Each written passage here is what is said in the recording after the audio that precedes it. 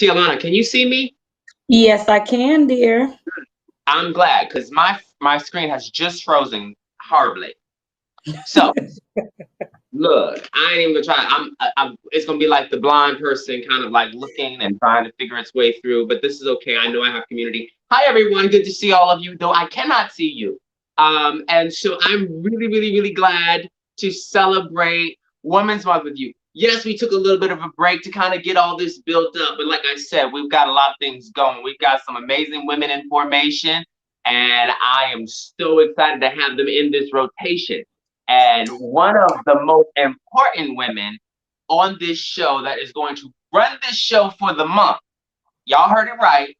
Yes, this platform will be shared by nobody else but Tialana Hunter in Minneapolis, bringing us some stuff from Minnesota as I met her in the wonderful place that honestly became a third home for me. Yes, that's my third home next to Baltimore. So I will say, when I need to get ready to go to out there, I can tell you I'm going to go stay with this lovely, lovely being and all of her elegance and her fierceness and her wonderfulness and her, let me tell you, one of the most determined people I have ever met in my life. And really, and I am so grateful to have her not only be a part of this moment, but be a part of this month, and really, in many ways, transform what I see Keep Living to be, which is in many ways a place where everyone can find and experience this project around living life till its fullest. I think I just really have to say, Tialana has that, and I'm so grateful to share this moment with you. So how are you, my love? It's good to see you. I know, it's good to see you as well. I'm doing great. And again, I hate that I just cannot touch you right now and just give you my love.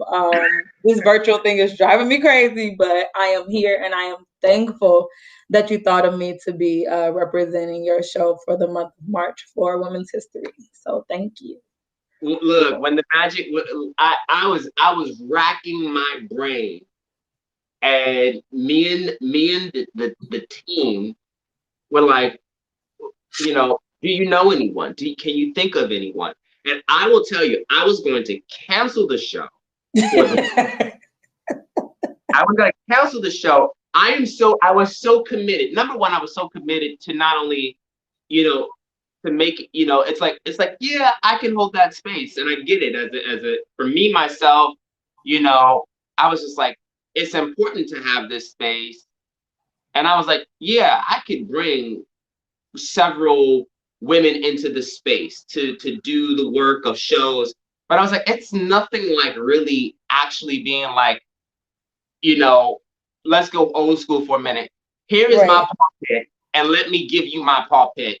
Mm-hmm. And make that magic happen, because I know what I'm called to do. But if anything, one of our biggest callings I find as a community, as people, as we continue to figure out ways to challenge what our social society says about life and the norms, I'm like, there's no other way to do it than having a woman actually have the show. And really, and also, I don't know, I'll tell you right now, I'm gonna be watching, because I'm like, I might have to be, you might be a co-host, we might be having a moment, but I come out in the summertime, and everything. I'm already ready for summer. It was already like 70 something degrees. I got my midriff showing. I know. And here it's like 60 degrees, and I got on like sweatpants and the sweat. I was like, it's hot. I should have had on some shorts. Living in Minnesota, it's short weather now. Look, it was 60 something degrees out there. No, honey. Beautiful, beautiful. So I'll say, you know what? I don't want to steal your show, but dust my shoulders up just a little bit, Look, you can they know the values on this show are intense. My whole thing is like, you gotta bring your sexy, you gotta bring your realness, and you gotta bring your freedom. Okay. That's how we work on this show. That's why they are called freedom folk. That's why they want to connect. So, today, I just, so that y'all understand why this was so important to me. Can you just tell can you just give us from a perspective of where you're comfortable? Can you just share a little bit about yourself? And I know it's not gonna be even close because we'll have a chance to experience your determination in life, but can you just kind of encapsulate you just in a few things? Ooh, honey, let me get a sip of my empty bottle of water. Come on. That is a loaded question because I am a woman's woman, okay? And I am a man's woman, and I am, a grounded woman because I have been, when I tell you, through hell and back, you wouldn't even understand what I mean when I say that. And I say that happily now because I've came a very long way. Now I've lost myself completely. And when I say lost myself, not just like trying to figure out what I wanted to do in life, but just my soul, my heart, my spirit, everything about me was not Tialana. I didn't even know who I was. I was living for somebody else and doing things for other people. And to get back on the road that I am took a huge, huge support system. And I'm grateful, for my mother and my aunts and my brother, and especially, me and Jay met at the most like weirdest times, and he really encouraged me to get back on track. And let me tell you, I done made the dean's list. I got all A's right now in school, and it's been holding steady. So to come from somewhere of darkness, and to lose some things very, very close to me that we'll discuss later. But I have definitely seen the light in the darkness. So that's like a little bit about who I am, to sum that up. Look, I'm telling y'all are in for a treat this month, and not only is she an amazing co-host, but we will have some amazing guests. When you join us on Thursday, you'll be joining Jesse Amstead, who is doing our amazing storytelling and sharing a few stories this month. You will also be graced with the presence of Chanda Walls, who is a fitness specialist. You will also be graced with the presence of the new project of Mama Rose by Storäe Michele. And how she is creating this project is going to be transformational. So y'all will get a chance. And we're going to close up with something very powerful. I'm very glad to bring upon this platform with Tia, Pam Wine, who is working in women incarceration, as we talk about women who have been incarcerated and allowing them to reclaim their story. Because, Tialana, you know how I am about reclaiming the narrative and healing. So I'm excited. You got a roll call, honey. I know, and I'm so excited. I'm like, oh my God, you know how your heart is beating for somebody you're just like, can't wait to meet. You're like, I'm going to sit down and I'm going to be just like eating up everywhere. Like, what did you say? Go back. Look, right? I know. Y'all better get ready to work out because Chanda don't play no games. She'll work you out for a good healthy 30 minutes. So y'all better have your sweats on that day. Don't sleep on her. Don't sleep on her. She gonna come with the quickness on it. So I just want to say thank you. Yes, thank you from the bottom of my heart. I will be tuning in as an audience member because I'm gonna be here rooting you on like much of the family.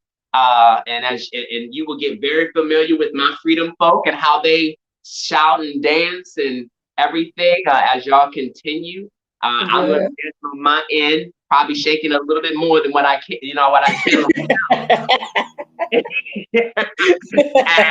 and get you gotta shake what you got.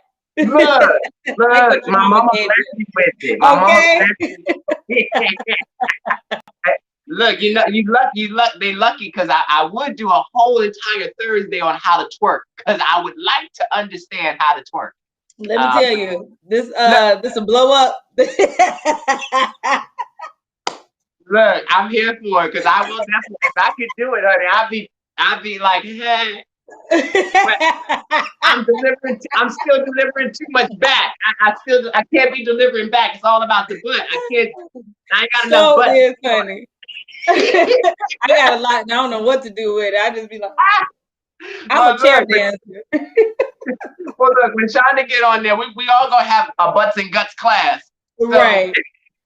But I'm so excited. I'm so excited to have you. And I know tonight we are expected to actually transition into what is it? Dreams and daydreaming and radical imagination.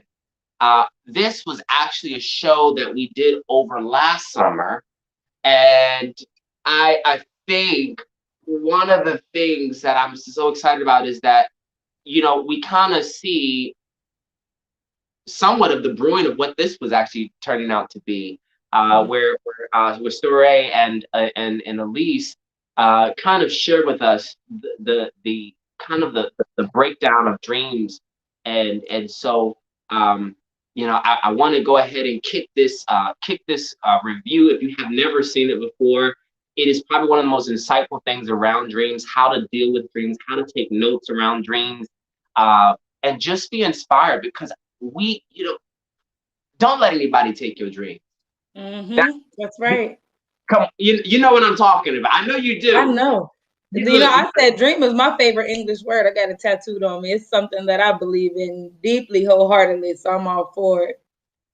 And you know, so this is gonna be even though it is a show from that is a throwback. Trust me, the show has only been on for almost a year and a half now. But it is nothing like going back and pulling a bit of a Sankofa and reaching it and going and bring it forward. So I hope that you will join us in watching this today. Y'all will experience the magic of Tialana next week on Tuesday, as she in many ways will. Look, she might be converted into a freedom folk later. I don't know, y'all got a lot of freedom anyway. You know, we might be tag teaming and being like, hey, what you doing? Right. Look, I'm here for making this show. Is, you know, who we gonna have on here next? You know, so let's make it happen. I thank you, my love, and I'm going to leave wonderful hands, wonderful transformational hands. But what other better hands than to be in than a woman? And proudly, may I add to that, a beautiful Black woman doing the damn thing. Make sure that her life is lived to its fullest capacity. So I just want to say that, and it is so good to see my mother on here. Out of all the women, I'm so grateful that yes, I was created from Cynthia P. Hooper. So if y'all see her, give her a shout out right now, some hearts and some love, because that's where this is where it comes from. A lot of that energy and everything. I love my mother. Happy Women's Month and everything. And I will see y'all next week. Thank you. Thank you.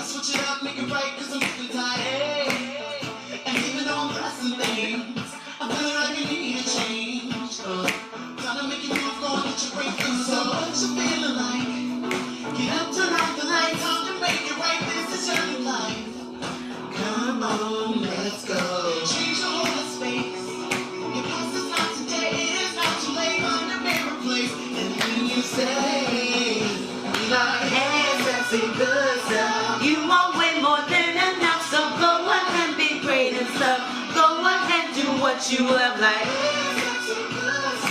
You are way more than enough, so go out and be great and stuff. Go ahead, do what you love right now.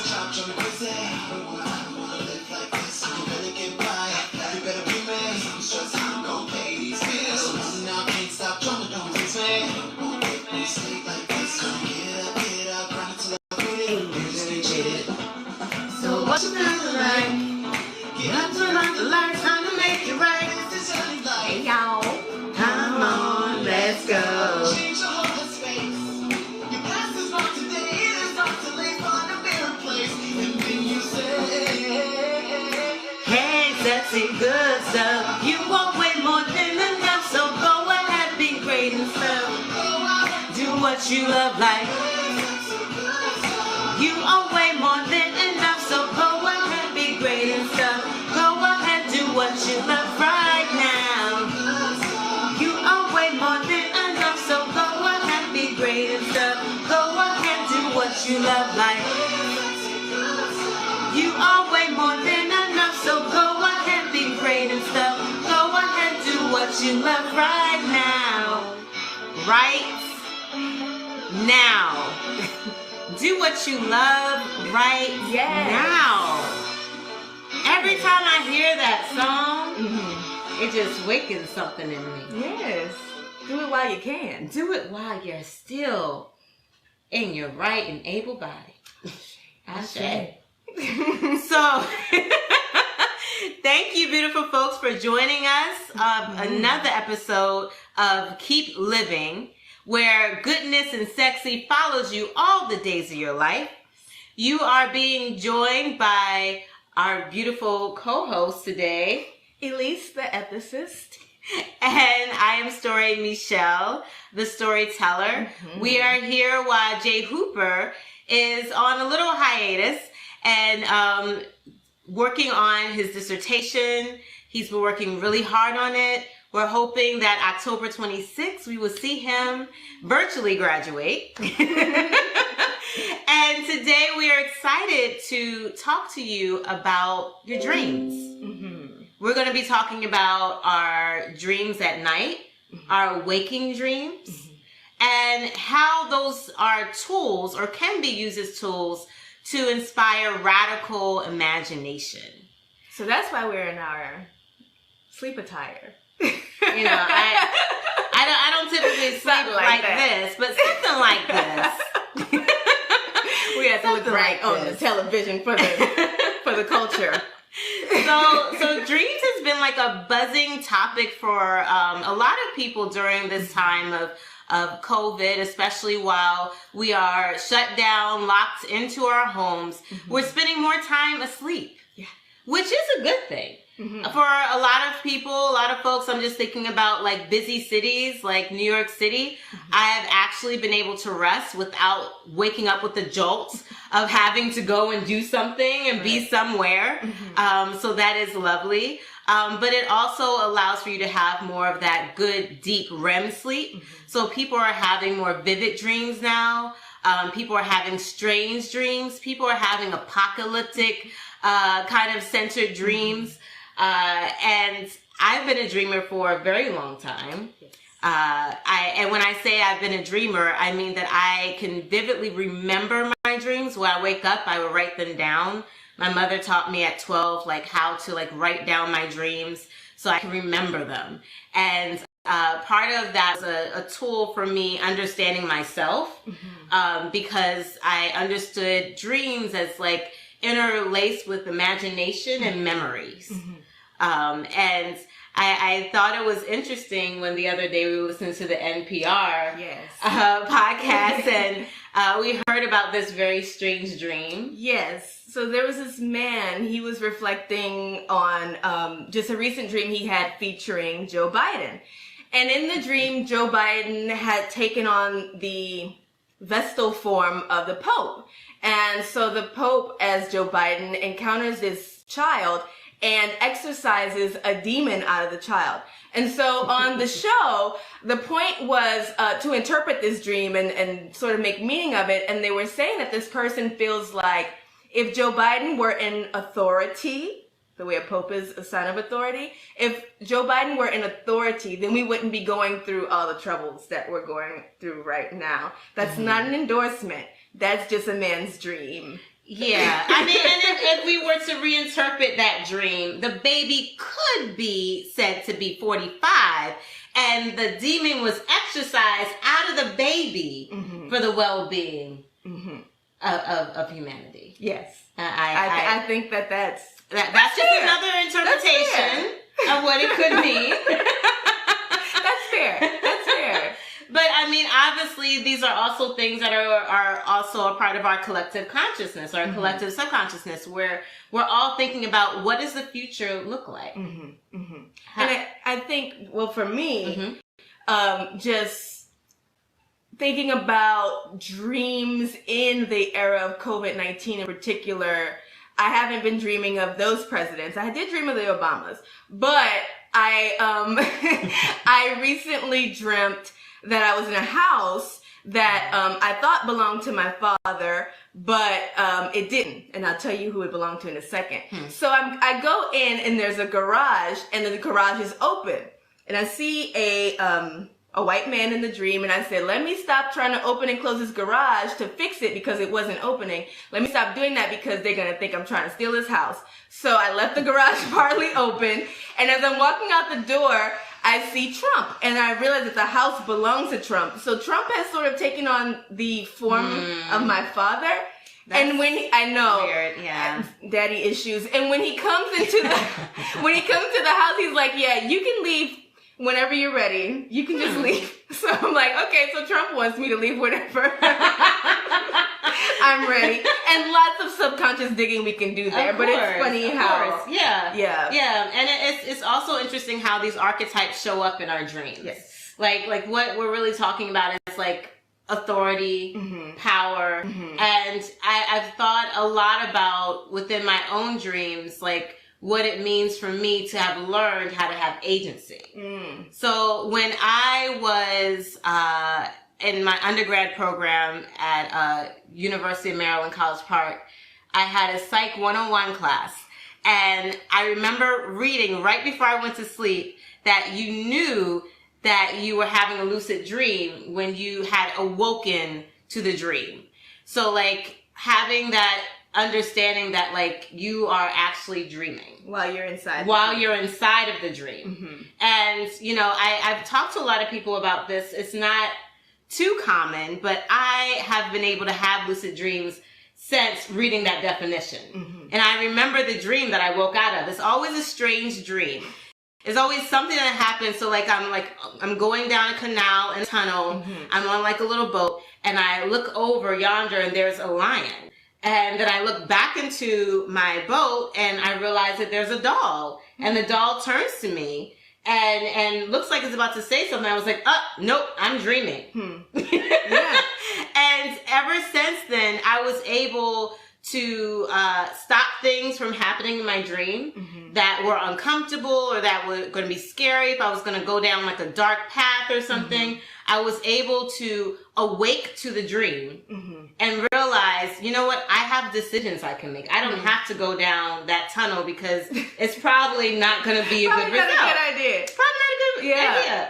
So, and I'm interested to hear how the roles that people take on in their dreams, because Storäe has been trying to get me into my the power of lucid dreaming, but I mean the mugwort and everything, we tried to bring that up, but I always take on the role of an observer. So I'm either observing things that are taking place disembodied, or I am embodied, and I'm totally aware of what's going to happen, and I can't do anything to stop it. It's just happening, and it's for me to sort of see it. And so then I was thinking about the roles that we might play in our everyday lives. Right. In my life, I'm an observer. I'll be in a room on lean, just like, oh, them two are together. Oh, this person might be checking that. Oh, okay. Exactly. An observer. And I am a discerner. I like to discern situations. I do observe. And I think I do that. I do both at the same time, actually, in my dream. Yeah. When I'm able to realize that I'm dreaming, there is a positionality that I take where I don't want to control the dream totally, because I've done that before, and then I'd be like, oh dang, I wonder if I'm not learning my lesson. By taking control of the situation. And so I do a little bit of both, where I allow my dream to proceed, but I proceed with caution. And if there is something that's about to happen that I don't like, I do have the agency to say, nope, this isn't happening today. I'm going back to the other room, or I'm going back down the hall. Very Aries of you. Yeah, it is very Aries of me. I like to be in control. I like to be in control. I see we have some comments here. So Sure. let's go. Hey, Hugh. Hugh's saying, the more you pay attention to your dreams, the more likely it is that you'll be able to dream lucidly. So, Hugh, you're a lucid dreamer, it seems. And I'm going to try. I try to pay attention, and the most random things happen, and I'm just like, this doesn't make any sense. Yeah. I mean, and I think that's such a good point, because I think that's what I've been doing, is like just paying attention to my dreams, paying attention to the themes that pop up in my dreams. Like for the past 20 years, I've been having reoccurring dreams of being in a building. And this building is either a school or a home building, or sometimes both. They just collapse into each other.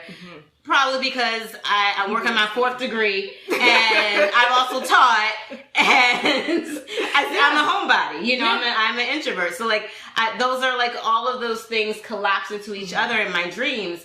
And I've noticed that theme is especially prevalent now that I'm actually locked into my house. Yes. And so I'm dreaming about being in a house, and then I'm spending all my time in a house. And you know, Interception has taught us, the movie Inception with sorry. Leonardo DiCaprio and some people. Yes, where they are planting ideas into people's heads through their dream world.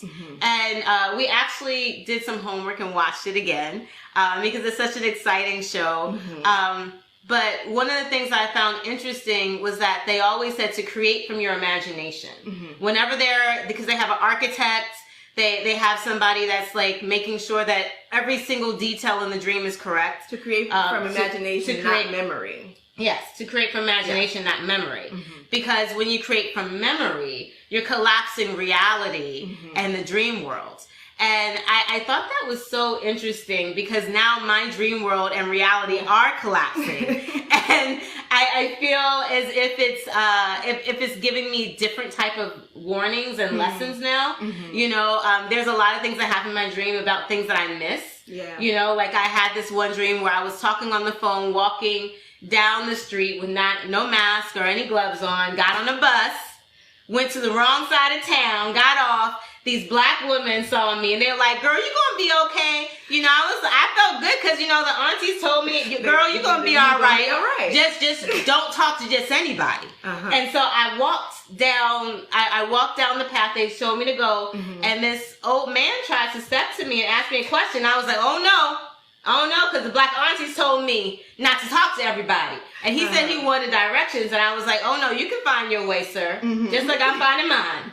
And I thought it was interesting, this whole idea of like finding your way, you know, and listening to the whispers that I believe are my ancestors, you know, the whispers of the ancestors to follow your way. And I get visited a lot by my ancestors in my dreams as well, you know, those that are living that I knew, and those that I never met. That's interesting. You know? Because I remember when my mama, that's my maternal grandmother, passed away, I wanted her to be in my dreams. And I remember I had one dream a couple of days after she passed away. I heard her calling me. My mom has this balcony in her house, and I was up at the balcony, and my grandmother was downstairs, and she called my name, and I was like, oh, mama. I run down the stairs, and when I get down there, she's gone. Aww. It was sad. And it's and I mean, so Brian asked the question of where do dreams come from, and I think that and you can say as well, but I think that our dreams are our minds trying to work some things out. At the time, my grandmother was the only person near to me who had ever passed away, and I was really not only struggling because I really had a close relationship with her, but struggling because that was the closest I'd ever been to death. Yeah. So it was just like, what do I do with this, and what does this mean? And for her to call, and then for me to not be able to see her, and then all the emotions there, like I was sad, and when I woke up, I was crying. So it's like our dreams interpret, I think, some of the things that are going on inside of us, and just use the symbols at the disposal of our subconscious and conscious mind to sort of interpret that. Absolutely. Like these projections, and also like there's safety in the dream world, right? Like we have the ability to experiment, if you will, with different scenarios, using different tools and ways that we can't in our waking life. Now see, There's not safety in my dreams. I am, especially when I was in my PhD program, every time I had a dream, I was out of control. I could not make my flight on time. I could not make it to school on time. I could not find my shoe. I could not find my earring. I could not, I just always was missing one thing and had 5 minutes to get where I was going. And it was just like, damn, I'm just complete. Why? Because I felt out of control in that program. It's just true. So what helped you get through the program? Hunkering down. And controlling what I could control. Exactly. Which was sitting myself down and writing. Just doing it. And then the dreams faded away. Isn't that something? Don't lessons have a way of just swooping in when they're needed to tell you what is needed to be heard? It's true. And you know, there's this old saying that like if you don't remember your dreams, that it means that you worked out whatever you had to go through in that dream. Like you worked out that situation. You know, I don't know what that means for me. I guess I never worked mine out completely because I remember everything your when I wake dreams up. are an epic saga. They are. Everything happens like a You're movie the screen. I am the storyteller. So you're gonna have sagas, and that's what's gonna happen. That's all right.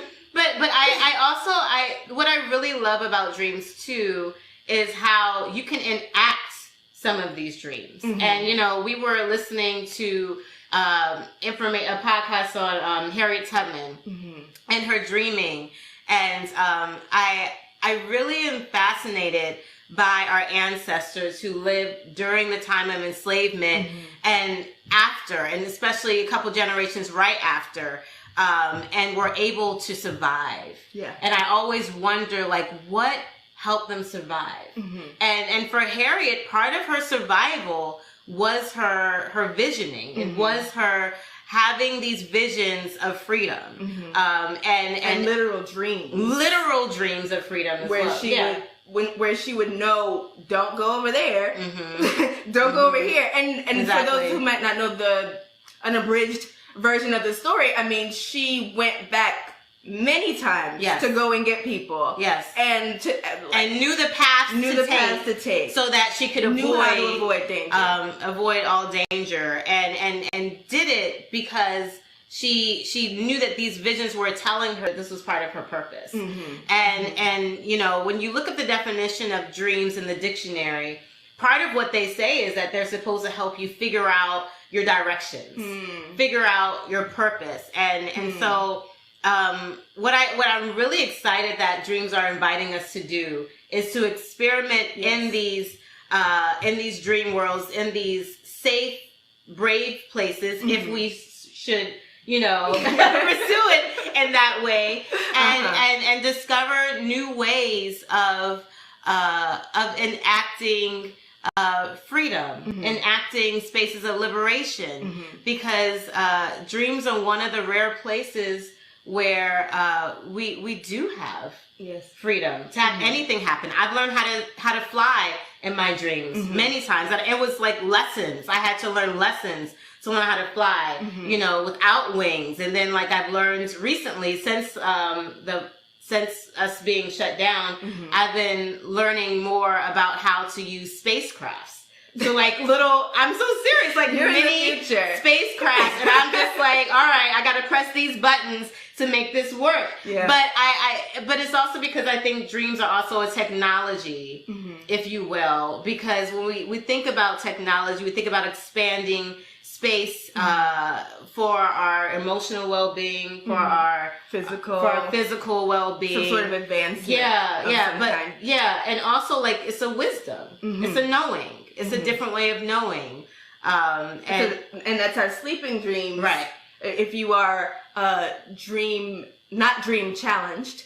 But it's also our waking dreams, our ability to use our daydreams, not just for thinking about, like, I don't know, ice cream or something else that you might be wanting, which is fine. If you want ice cream, you want to daydream about ice cream, do it, because I'm with you. But also, enacting those dreams utilizing them intentionally as a tool for like you were saying, radical imaginations of what can be, and trainings for and experiments for a different sort of possibility. Absolutely. So the question that arose amongst us last week was this question of, how do you envision a future when there is no future that you can foresee? So I'm thinking about like, okay, so how am I gonna, do this thing with my career? And I'm like, well, I don't know when we're gonna be able to travel. I don't know when we're gonna be able to do X. I don't know if students are even gonna be in school next semester. But it's like, how do you utilize your daydreaming, your night dreaming, your imagination to craft a future, even if you don't see one? Right. Right, and which is why, like, that time period that we were just talking about. She's a great example for us. Yeah, Harriet Tubman is such a great example for us, because it's a time where literally, you can't see outside of what you know in that moment. But through her dreams, she was able to see beyond. She was able to see past her present and into a different future. And into a future that probably didn't make any sense structurally. No. No. But enacting that, making that happen is just so incredible to me. So you may be a seer. You may be a seer. Or you may not be a seer. But everyone's kind of a seer. And everybody has a different role to play in that, right? Right. Yeah. Right. Yeah. So we're coming up on time. Yes. So I just want to look at these comments really quickly. Enacting freedom, Ashe Mama Iti Hari. Yes. I had a dream that continued for a week straight. Oh, wow. Yeah. That would be scary. After a while, maybe you're just like, all right, we're back here again. We're back. I often see dreams as conduits to the afterlife. And in fact, many cultures believe so. Citation coming, Ashe. Okay. Thank you. So not only situating us in this time and not only a future that might be material, but like a future beyond our physical existence. Yeah. I fool with that. Yeah, beyond what we know to be our reality right now. Yeah, I think that's necessary. So much to say. Oh my gosh, thank you all for being with us today. I think we have to continue this conversation sometime. For our aftermath for today, we are going to be sharing a short film that I created that's a part of my upcoming choreo poem performance, Mama Rose. In this particular segment, and Elyse filmed it beautifully, and in this particular segment, I actually used dreams that I've been writing down over the past 20 years and kind of just found some commonalities, these three figures, these three archetypes that I believe I am and observe at the same time in my dreams.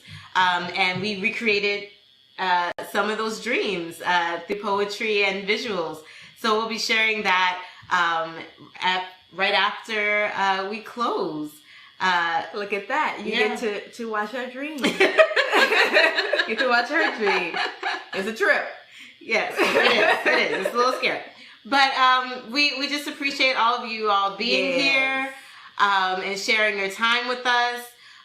Please, if you didn't get to share a dream with us today and you would like to share it with us, you can just share below, and we will love to share that out with community, because Alexis Pauline Gumbs, the sister doctor Alexis Pauline Gumbs, taught us that our dreams can also be tools of healing for each other.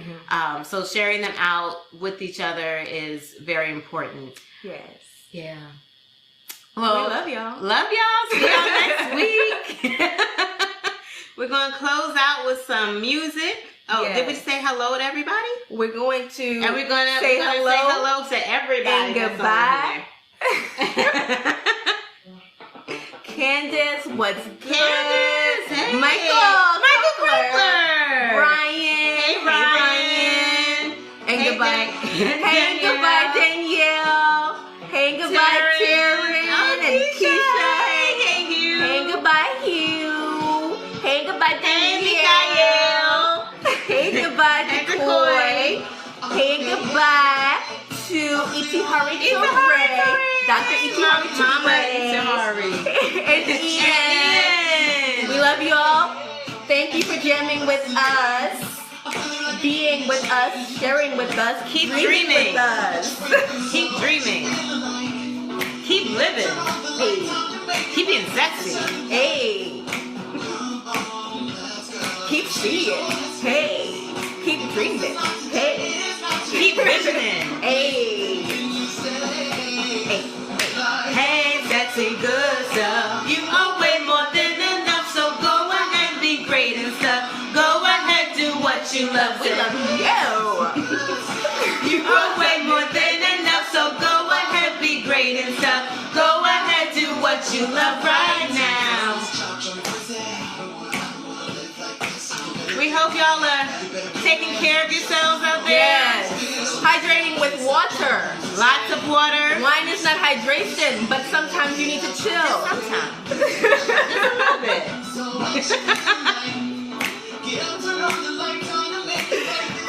Drink your water. Drink your water. Take your vitamins. Take walks. Eat you something green. Find meditation. Yes. The Liberate app is amazing. Do.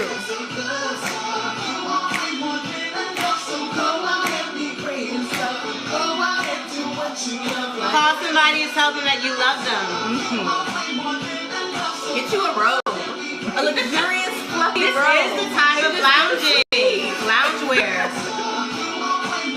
Oh, we got more people. Hi, Eric. Hey, Marlena. You are way more than enough, so go ahead, be great and stuff. Go ahead, do what you love right now. Love y'all.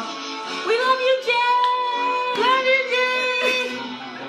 May goodness and sexy. May goodness and sexy follow you all the days of your life. Ashe. Bye, y'all.